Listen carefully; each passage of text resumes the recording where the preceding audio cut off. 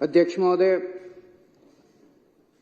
ये बिल्कुल सही बात है कि हमारी सरकार है और हमारी सरकार की एक पॉलिसी लागू नहीं हो रही और उस पॉलिसी को लागू कराने के लिए आज यहाँ पे चर्चा हो रही है। दिल्ली के अंदर लोगों के गलत बिल आ रहे हैं, उन गलत बिलों को ठीक कराने के लिए आज सत्ता पक्ष कह रहा है कि बिल ठीक होने चाहिए और विरोधी पक्ष कह रहा है कि बिल ठीक नहीं होने चाहिए। ये एक बड़ी विसंगति है दिल्ली को लेके। दिल्ली कहने को आधा राज्य है, मेरे को तो लगता है 5% राज्य भी नहीं है। अगर ये फुल स्टेट होता, किसी ऑफिसर की हिम्मत नहीं थी कि मंत्री और मुख्यमंत्री द्वारा दिए गए आदेशों की अवहेलना करके वो 2 मिनट के अंदर अपनी पोस्ट के ऊपर रह जाता, सस्पेंड कर दिया जाता वो सीधा। आज ये चर्चा इसलिए हो रही है क्योंकि दिल्ली एक बहुत गंदी और नीच राजनीति का शिकार है। आज ये चर्चा इसलिए हो रही है क्योंकि दिल्ली एक पूर्ण राज्य नहीं है और इसके बदौलत रियल पावर जो है वो केंद्र सरकार के पास है। केंद्र सरकार दूसरी पार्टी की है और वो दूसरी पार्टी नहीं चाहती कि दिल्ली के अंदर चुनी हुई सरकार अपना काम कर सके। अभी मेरे भाई सौरभ भारद्वाज जी ने बहुत विस्तार से इस पूरी स्कीम के बारे में बताया। मैं इसको संक्षेप में बताना चाहूंगा कि दिल्ली के अंदर लगभग 27 लाख कंज्यूमर है मोटा मोटा। इन 27 लाख में से लगभग 10.5 लाख कंज्यूमर ऐसे हैं, यानी कि 40% कंज्यूमर्स ऑफ दिल्ली वो ऐसे हैं जो अपना बिल नहीं भर रहे। वो बिल क्यों नहीं भर रहे? क्योंकि उनको लगता है कि उनके बिल गलत आए हैं, उनके बिल बढ़ चढ़ के आए हैं और उनके बिल सही नहीं है, इसलिए वो अपने बिल नहीं भर रहे। ये कोई छोटी मोटी वो नहीं है। 40% दिल्ली के लोग, डोमेस्टिक कंज्यूमर्स, अगर बिल नहीं भर रहे तो इसकी किसी भी जिम्मेदार सरकार की ये जिम्मेदारी बनती है कि वो इसके बारे में कोई पॉलिसी डिसीजन लेके आए। तो एक तरफ सारे कंज्यूमर्स दुखी हैं, कंज्यूमर चक्कर पे चक्कर लगाते हैं, अपने बिल ठीक कराने के लिए चक्कर पे चक्कर लगाते हैं, दलालों के चक्कर लगा रहे हैं, रिश्वतखोरी चल रही है, हर किस्म का गलत काम चल रहा है इस वजह से कि इतने सारे बिल पेंडिंग पड़े हुए हैं, इतने सारे बिल गलत हैं। ये बिल गलत क्यों हैं?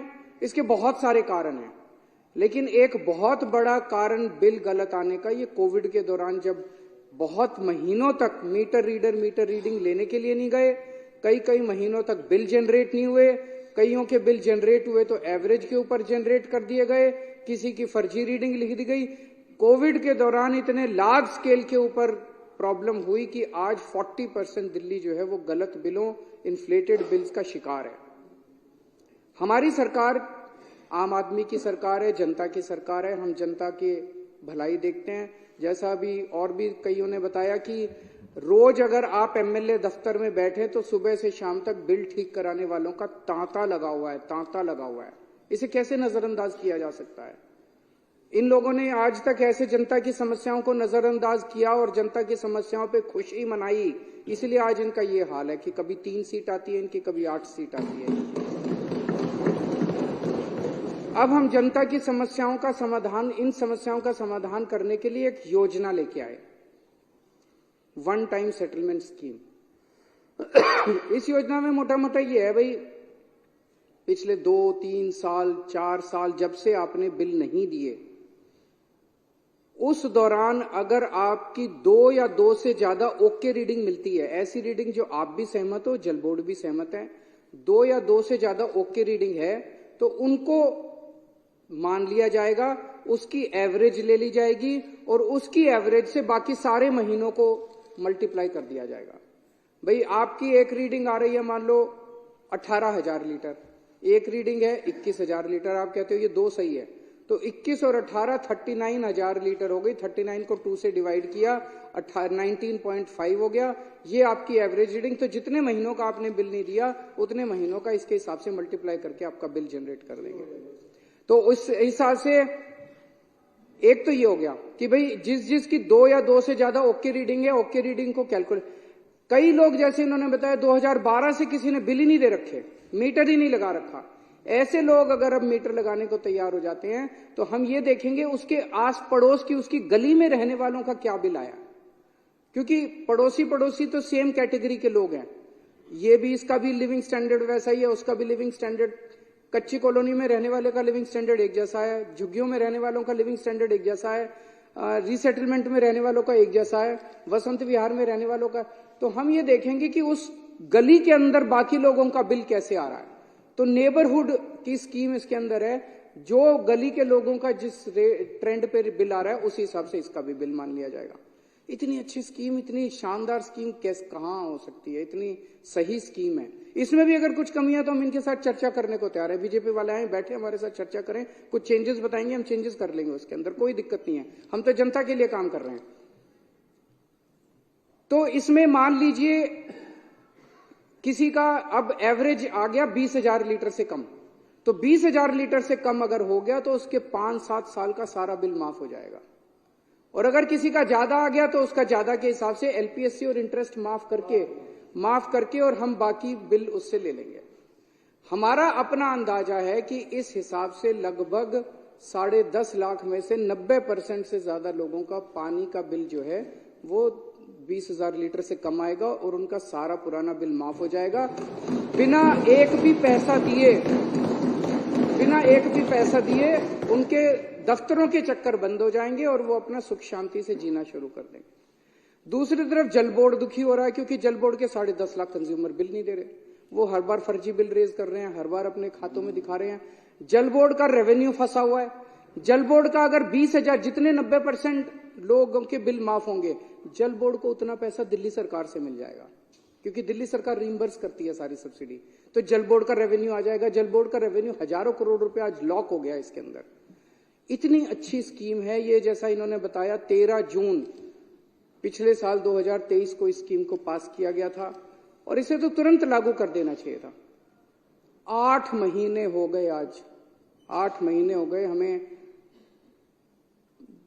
इन अफसरों के और इनके वो करते करते, लेकिन इन्होंने करने से मना कर दिया।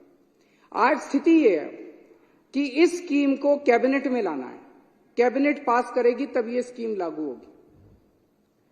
इसके लिए फाइनेंस सेक्रेटरी को इस पे अपने कमेंट्स देने हैं।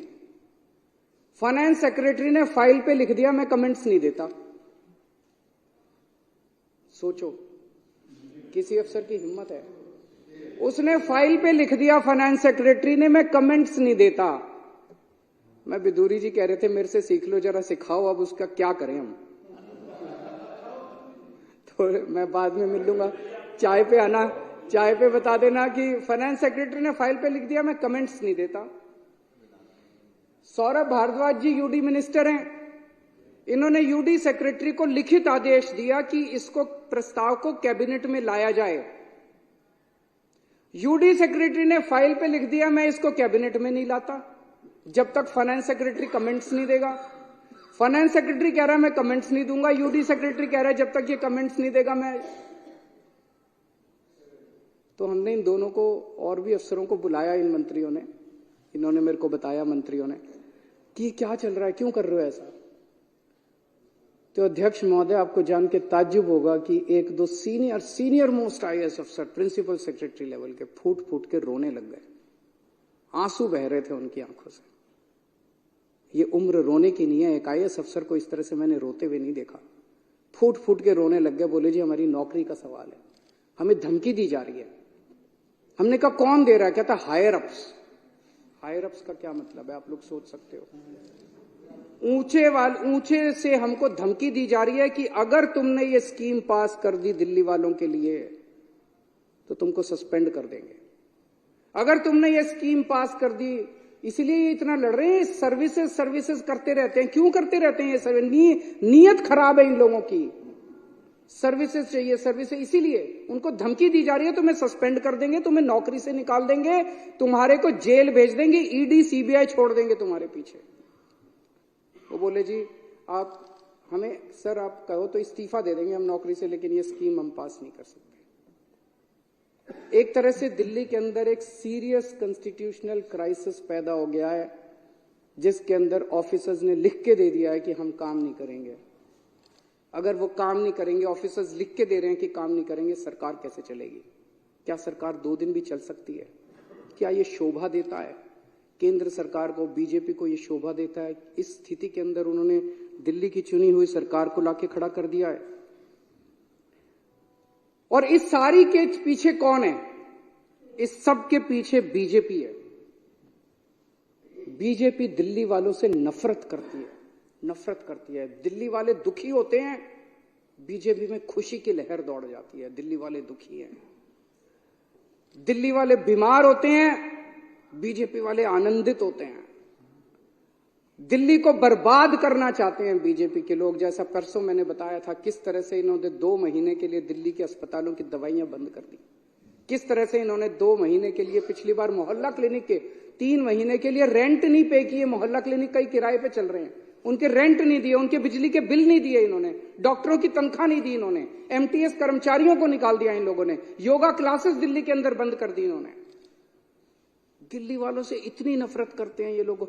और मैं दिल्ली वालों को कहना चाहता हूं, जब तक आपका बेटा जिंदा है, इन बीजेपी वालों के सामने दीवार बन के खड़ा है, बाल बांका नहीं।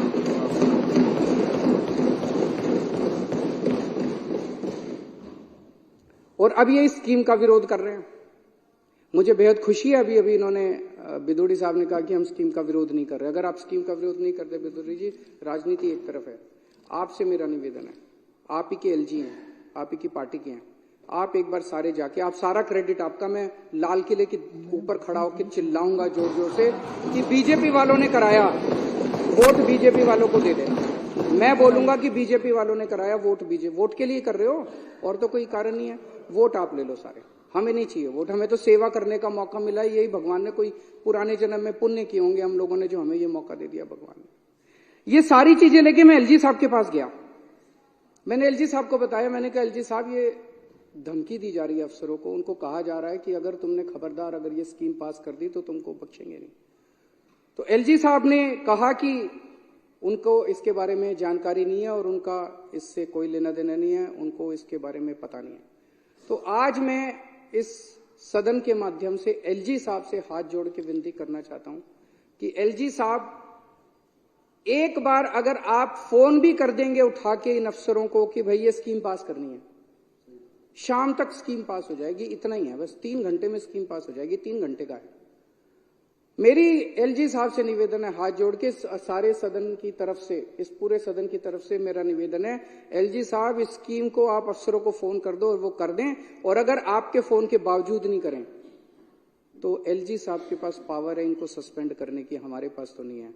तो इन अफसरों को तुरंत सस्पेंड किया जाए और उनको नौकरी से बाहर किया जाए, अगर उसके बावजूद भी ये लोग ना करें। यहां जितने आप लोग बैठे हैं, मेरी आप सब लोगों से निवेदन है, जितने एमएलए बैठे हैं, इन 10.5 लाख परिवारों के घर घर जाना, एक एक के घर जाना आप लोग, और घर घर जाके जनता से कहना कि आपका बिल गलत आया है जी। वो कहेगा हाँ जी आया। बोलो जी ये बीजेपी वाले करा रहे हैं, पर चिंता मत करो, आपका बेटा लगा हुआ है, आपका बेटा आपका बिल ठीक करा के छोड़ेगा। जब तक ठीक नहीं हो जाता बिल भरने की जरूरत नहीं है, हम हैं आपके साथ। कोई बिल भरने की जरूरत नहीं है, कोई चक्कर काटने की जरूरत नहीं है। जल बोर्ड के चक्कर काटना बंद कर दो, केजरीवाल है, आपका बेटा है आपके साथ। घर घर जाना और घर घर जाके इसको करा के आना। और अगर इन्होंने नहीं किया, विदुड़ी साहब, हमारे पास कोई चारा नहीं रहेगा, दिल्ली में बहुत बड़ा आंदोलन होगा इसके ऊपर। हमें आंदोलन तो करना आता है, आंदोलन से ही निकले हुए लोग हैं। फिर दिल्ली में आंदोलन होगा, करना तो पड़ेगा। सीधी उंगली से कर दो, नहीं तो उंगली टेढ़ी करनी पड़ेगी, जनता करेगी, हम नहीं करेंगे। अभी बिदुरी साहब ने कहा कि जनता को ये पसंद नहीं है कि हम कहते हैं काम नहीं करने दे रहे, काम नहीं कर रहे। हम जनता जानती है ये गंदे लोग काम नहीं करने दे रहे, लेकिन केजरीवाल उनका बेटा फिर भी सारे काम करा लेता है। आपने मोहल्ला क्लिनिक रोके, रुकने दिए हमने, आपने सीसीटीवी कैमरे रोके, एलजी के घर, उनके वेटिंग रूम के अंदर 10 दिन तक दिल्ली का मुख्यमंत्री वहां पे धरना, उसके कमरे के अंदर धरना देके आया था। सीसीटीवी कैमरे तब पास हुए थे। आपने पिछले साल दवाइयां रोकी, हमने फिर चालू कराई। आपने फरिश्ते स्कीम रोकी, हम दिल्ली सुप्रीम कोर्ट गए और सुप्रीम कोर्ट से फरिश्ते स्कीम पास करा के लाए। आपने जल बोर्ड का पैसा रोका, 6 महीने आपने जल बोर्ड का पैसा रोका, हाई कोर्ट से ऑर्डर करा के ले आए, जल बोर्ड का पैसा मिलेगा। आप काम रोकते रहो, हम काम कराते रहेंगे। जहां डीटीसी पेंशन आपने रोकी, हमने डीटीसी पेंशन भी दिलवा दी सबको। किसी को मारने वाले से उसकी जान बचाने वाला ज्यादा बड़ा होता है। तो मैं आज इस हाउस के माध्यम से दो चीजें, एक तो एलजी साहब से निवेदन करना चाहता हूं हाथ जोड़ के पूरी विनती के साथ, और दूसरा मैं बीजेपी को जिम्मेदारी देना चाहता हूं, अगर सारा हाउस इसके लिए मंजूर है, कि बीजेपी इसकी जिम्मेदारी ले कि वो एलजी साहब से कह के इस स्कीम को पास करा के लाए, क्योंकि आप भी कह रहे हो कि ये स्कीम अच्छी है, पूरे हाउस का इस पे सहमति है कि ये स्कीम अच्छी है, होनी चाहिए, 10.5 लाख परिवारों को इसका फायदा मिलेगा, तो आप इसकी जिम्मेदारी लेके इसको करा के लाइए। बहुत बहुत शुक्रिया, मैं इसका समर्थन करता हूँ।